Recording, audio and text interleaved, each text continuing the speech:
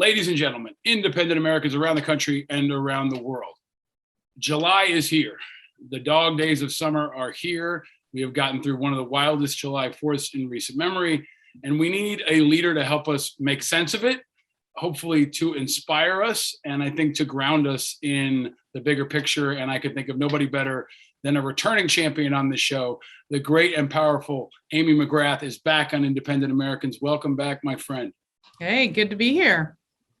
So you and I talk often about the state of the world, and I'm eager to talk to you about all of it, to talk about the mass shootings, to talk about Ukraine, to talk about Roe. But I want to start by asking you something I ask of everyone. Where are you and how are you? Well, I'm in lovely central Kentucky. I'm in Lexington right now at my office, and I am doing well. My family is all doing well. We are sort of recovering from the 4th of July weekend. And, it's the middle of summer here, obviously. So we're deep into Little League baseball and all those great things. Amy, can I ask, I've been having some conversations with folks that across this country, July 4th was interesting, right? Because you're probably like me, you have conservative friends, liberal friends, independent friends. You know, obviously you ran as a Democrat, but you're a pretty, independent leader. A lot of people were really conflicted about July 4th. Some were. I saw some people saying, hey, you can't celebrate July 4th when Roe just got overturned. I still celebrated it with my family. I use it as a teaching moment. I understand the pain as one of the most visible veteran women leaders in America, someone who's run for the Senate. You're a mom, but you're also in a place like Kentucky. Can you just shape up, what you think about July 4th this year and how you might try to break that down for people who might be feeling really shitty about their country right now? Well, I think, first of all, you have to acknowledge that feeling. I read something this morning that said that, Americans have sort of the lowest pride in our own country than in the last 30 or 40 years. In other words, Americans aren't as proud on July 4th of their country as we used to be. And I think you have to acknowledge it. And it's a fact of everything that's going on. I mean, that the mass shootings, the January 6th, and the hearings that you're seeing. So one, we acknowledge it, right? We don't just look the other way. And it's part of, for those of us, you and I, Paul, have been in the military, you look at problems, you face them. You say, yeah, this is happening. One of the things I loved about the Marine Corps was that we weren't afraid to tell it like it is. And the good and the bad, we used to call it goods and others. We're in a period right now where we have a lot of others, but we also have a lot of goods. And those of us that have served and have been overseas, and I said this to my family and friends over the weekend, no matter what's happening here, our country is still a wonderful place to be. It's still a great place for your kids to grow up.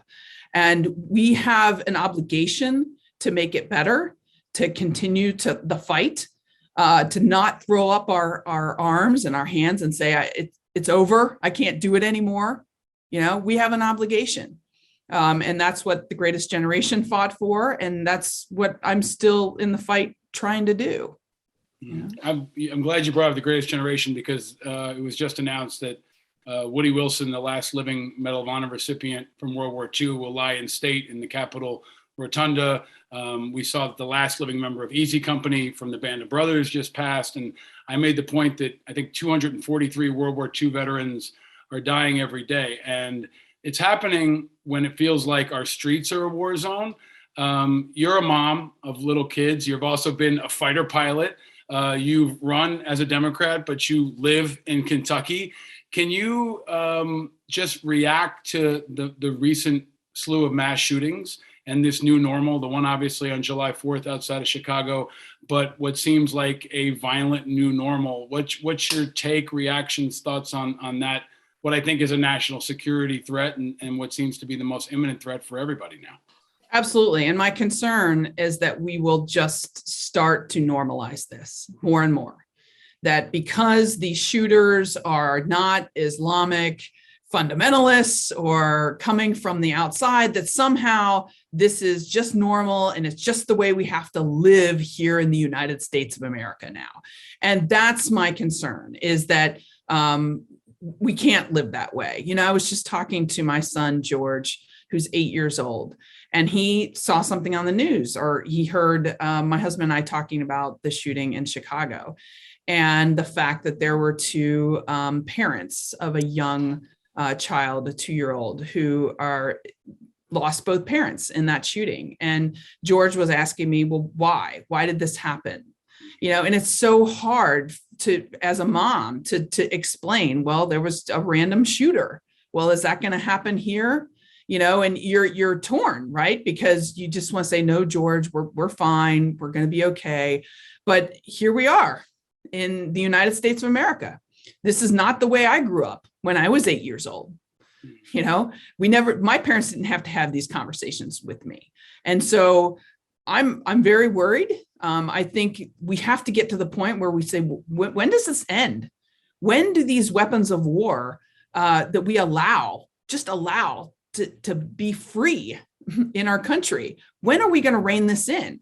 And I'm hopeful that we have some progress on this from this bipartisan bill that is, being enacted, but it's not enough. So we got to keep up the fight on this. I think your voice is going to be one of those ones that's so critical, because when you hear from combat veterans saying that we don't need weapons of war, I think it's resonating with people in a different way. And I hope that you can get through to people who might have been dug in on this issue until before. I mean, if we saw, the percentage increase of weapons in Afghanistan or in Iraq, we would expect an increase of violence there too. And it's happened here, and it seems like we should have known this was coming. And I think we're going to need voices like yours to help shape it. Similarly, your voice is unique and powerful on understanding global affairs. Ukraine has now gotten into this grinding phase. You've been a pilot in combat. Can you assess from your viewpoint, when we talked last time, I think it was before the war had started, people thought the Russians were going to have immediate air dominance. Now you've got the Ukrainians who are scrappy and fighting back. You've got, I saw Sean Penn was in Washington asking for fighter planes for the Ukrainians. Can you give us your assessment of what's happening in Ukraine, and maybe the air war in particular, given your Sure. unique experience? Well, I think it's important to note that you can really screw up the Russians' day in lots of ways other than fighter jets. You don't have to have air dominance over the airspace in order to really inflict a lot of casualties and really, as I said, hurt the Russian Air Force. And so fighter jets are important, and I would love to see them get more. I would love to see their pilots be trained on some more, how do I say this, technologically savvy equipment in the fighter jet realm. However, we can give them lots of surface-to-air missile systems to really, make it hard for the Russians to operate in the air. And that's extremely important going forward. But broadly speaking on Ukraine, I think, look, we're in a long fight. Everybody thought this was going to be real quick. Even Vladimir Putin apparently thought that, but it's not going to be. And I think the difference, of course, is that Russia has a lot of weapons. They have a lot of manpower. They have a lot of artillery. They're pumping out more military equipment. Ukraine has their military establishment has been somewhat decimated in terms of their production capacity. So they are dependent on the West to give them, to provide them arms.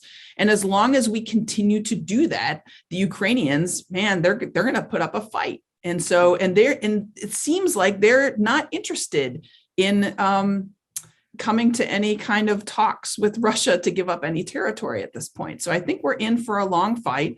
And I think that the West has to be prepared for that. And continue, my personal opinion is to continue to supply the Ukrainians with the arms that they need. I want to come back to the politics of all of this maybe in a bit, but talking about back home, a different kind of battle that I think Putin is celebrating, which is now the division in this country around Roe being overturned, and what looks like is going to be even more a summer of tumult, potentially support for Democrats. We're seeing early signs that funding is increasing to Democrats who are in special elections. But Roe is now front and center. You and I have teamed up for this new effort called Operation Liberty to talk about the impact of Roe on the Defense Department and on veterans. Can you speak to that from a personal experience, especially? Can you shape it up for people who maybe haven't tuned into this discussion? How, in your mind, does Roe impact the military and veterans and folks like you who served as fighter pilots and everywhere else in between? Sure. Well, I think the first thing to remind people of is elections matter. And we're seeing, unfortunately, this is my opinion here, the results of the 4 years of Donald Trump presidency and many years prior to that of Mitch McConnell being the Senate Majority Leader and being able to change the rules to insert and create a Supreme Court that is going to push for their interests. And it's not in the interest of the American public. That's very clear. All the polls indicate that the American public did not want Roe to be repealed, but yet here we are. And I think that the talk nationally is how this is going to impact women, and how it's going to impact women that don't have the means to get this reproductive health care that they need. But it's also going to impact military women. And you and I have teamed up to do this, to try to protect women in the military. Why does it affect them?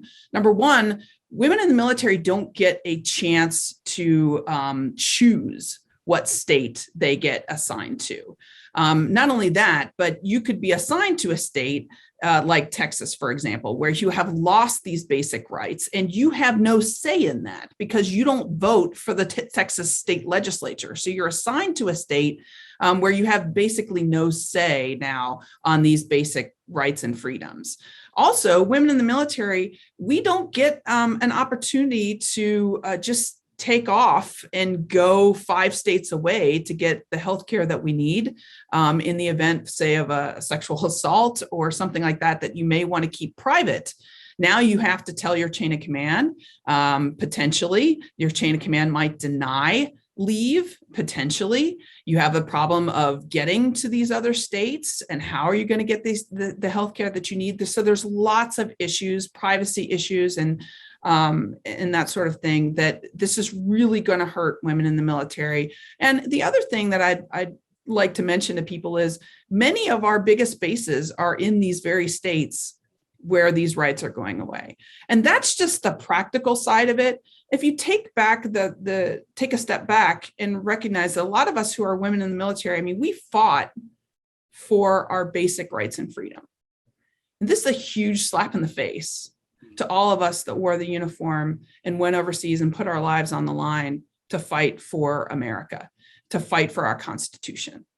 And now to see, I think for the first time in history, the Supreme Court taking away a basic right is really having a lot of us, both active duty and veterans, questioning, hey, is our biggest problem right now internal? We have to fight for our own rights internally, and that's a real sad state. So that's why we launched this Operation Liberty, to highlight this, to show people, hey, we've got to protect women in the military right now with legislation, with DoD policies, to make sure that they can have the health care that they deserve, that they earned. And 2, to make sure that we protect veterans. And that includes changing the motto for the VA to be more inclusive, specifically for women that are now 15% of our military, and various other things. So that's why it's so important.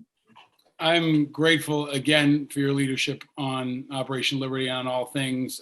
Shout out to Allison Jaslow, another really important dynamic veteran leader who was executive director at IAVA alongside me. She's leading on this as well, and is another really powerful voice. She was the one who envisioned the motto change man, it feels like a decade ago now. I never thought it would take this long. And I hope that's maybe the easiest one we could see change, because it's within the authority of the VA secretary and the president. They could wake up tomorrow and create a more inclusive environment at the VA. I think it's a winnable hit in the next couple of weeks, even days. And over your shoulder, you've got this old Marine Corps recruiting poster that says, if you want to fight, join the Marines. And I think what I'd invite people is, if you want to fight, now on this, join Operation Liberty and join Amy and join Allison and me and others. Amy, this is fight time with the midterms coming up. I feel like Democrats are again overinflating their own potential. And I see a freight train coming in November that makes things look even rougher. Your race in Kentucky against Mitch McConnell was kind of a gut check for how far I think Democrats have to go to be able to win in a place like Kentucky. You're a decorated, moderate fighter pilot who's from that state, and you got pummeled by Mitch McConnell, right? He outspent you. You fought a good race, but that was a hard mission. Now the Democrats have got a guy named Charles Booker up against Rand Paul, who I think is like 16 points behind. He's going to raise a ton of money, but this, to use an aviation thing, this feels like a suicide mission. I don't think Booker has a chance in hell. But can you give me a sense of what the environment is like this year for Democrats in Kentucky and more broadly?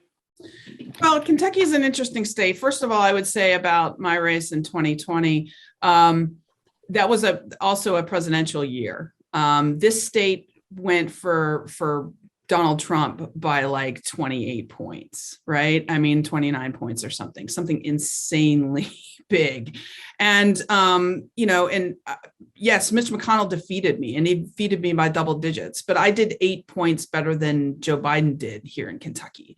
And that's not insignificant. 8 points is a lot. That's a couple 100,000 people who basically voted for Donald Trump, but also voted for Amy Mcgrath. And I think that shows that there is a streak there of people who are tired of the same. They want an outsider. They, want somebody who served the country. They maybe want somebody who's more moderate, or just an outsider, really. And so I think that it shows, it's not great. Kentucky's still a really red state. And that was just a hill that you can't climb, but 8 points better than the top of the ticket is not bad. With regards to this current Senate race, it's not a presidential race. And that's good in a sense for a Democrat here, I think. However, I think Rand Paul is fairly well liked, unfortunately, in Kentucky. And so it'll be interesting. I'm of the opinion that most Kentuckians want common sense, that they are not likely to go with somebody that is really far left. If anything, they're more likely to go with somebody who's really far right other than far left. But they're really looking for somebody that's common sense. So, we'll see how this plays out. And is it right that Rand Paul in Kentucky is more popular than Mitch McConnell right now? Well, historically, at least when we were doing polling a couple of years ago, he was. Mitch McConnell's not super popular here. He's just been around forever, and he has just enormously huge operation, particularly on the dark money side. Right. He basically snaps a finger and stuff starts pouring in. So it's really hard to compete against that. But Rand Paul will have that too. Yeah, as an outsider, I feel like Rand Paul is a national disgrace, and I feel like he disgraces Kentucky on a regular basis. I think about everything from his ridiculous tantrums with Anthony Fauci, to blocking the 9/11 first responders bill, to now voting against support for Ukraine, and now you've got this guy Charles Booker on the left, who is a very liberal African American guy who doesn't have great name recognition. So you got a far left person and arguably a far right person. Is this one of those moments where there is a unique opportunity for an independent candidate? If Amy Mcgrath didn't have the baggage of running as a Democrat, could someone like you split the difference and do well in Kentucky in a moment like this? I think that's possible. However, Kentucky does not have a history of independence running. Typically, what I tell people who want to run as independent is unless you live in Alaska or Maine, potentially this year, Utah, maybe even Missouri, you might have an opportunity to make a difference. But unless you have that history of an independent winning, it's very, very hard, unfortunately, in our two-party system to really make a difference. It would a previous guest and friend of this show, Rex Chapman, be an exception? Someone with that kind of celebrity, hero status and celebrity and sports status. Could somebody like Rex Chapman be the Matthew McConaughey of Kentucky? I think Rex Chapman would be a great candidate, and I've told him that. Well, I think we share that opinion, and I hope Rex is listening, and I hope he runs, because I've been saying we need to draft Rex for a long time. Amy, I hope you can stick around for a couple extra Patreon questions. But a last question I have for you, that's a very serious one, and I can only ask you, given your unique position as a fighter pilot. Have you seen the new Top Gun movie?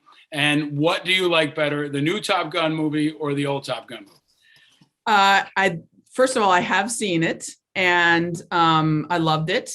I like the newer one better than the old one. And it's probably not a surprise as to why. There are at least one woman pilot in the new Top Gun, which actually shows reality. But what I loved about it, and it sort of made me tear up in the very beginning, was if you are a Top Gun fan, you remember the beginning of both movies, they give you sort of a, it's black background and white writing, and it says the history of Top Gun. And it says, this school was formed during the Vietnam War because we were getting schwacked, and the men are the best that the Navy and the Marine Corps have, or whatever, and they formed Top Gun. I can't remember the exact words. Well, okay, you read that in the first movie, and then in the second movie, they added 2 words to that. And the 2 words were "and women." And, in other words, they have the best men and women to be the best pilots in the world. And that, to me, when I saw it in the second movie, really almost made me tear up, because that has been my life. Not necessarily, I didn't go to Top Gun. I went to the Marine Corps version of MDTC, which is separate. But my life has been about making that "and women" happen and be successful. Mm-hmm. And for all of the women that did go to Top Gun, or all the women that have been fighter pilots in the Air Force or Navy and Marine Corps, they all know what I'm talking about, because we were all out there pushing really hard to make this a success, because all eyes were on us when we first started. So we talk about being the change you seek. And I think back to you telling me the story about when you wrote to your senator, a member of Congress, about wanting to be, did you say you wanted to be a fighter pilot, or you wanted to be in the military? And, fast forward, you do that. You're one of the, most elite fighters in the U.S. military. You're breaking barriers. And now, you're seeing that culture change. Maybe the VA motto needs to add that "and women" component too. And if it happens, it's going to be because of you and others who have been pushing the change that will make things better for your kids and for our kids. Last question, Amy, I got to throw this out. I mean, this is a tough time in America. You're a tough person. You were generous enough to speak to my class at Amherst when we talked about understanding 9/11. You were my students' single favorite speaker. We had some pretty amazing folks. For folks that are struggling in this moment, who are feeling down, who are feeling rejected, who are feeling beat up, what's your message to them? My message is, please do not throw up your arms and give up on America. Too many men and women sacrifice too much for us throughout history. And I know it's hard, and I know it's bleak, and it's a rough time right now. But if you are a patriot and you love this country as much as I love it, don't give up. Fight for what it should be. That's what I'm doing. And I'm following your lead. I hope you run for president. In the meantime, I'm going to be by your side in anything that you do. I'm grateful for all that you do. I have not yet seen Top Gun 2, believe it or not. You can relate, because I got 2 little kids and I haven't been to a movie theater to see something other than Paw Patrol in like 2.5 years. So it's on my list. But in the meantime, I'm honored to be by your side. I'm grateful for all your leadership, and thank you for coming back on the show. It's always an awesome conversation, Amy. Appreciate you very much. Well, thanks for what you do and your really important, powerful voice on so many issues, Paul. Thank you, my friend. Stay vigilant.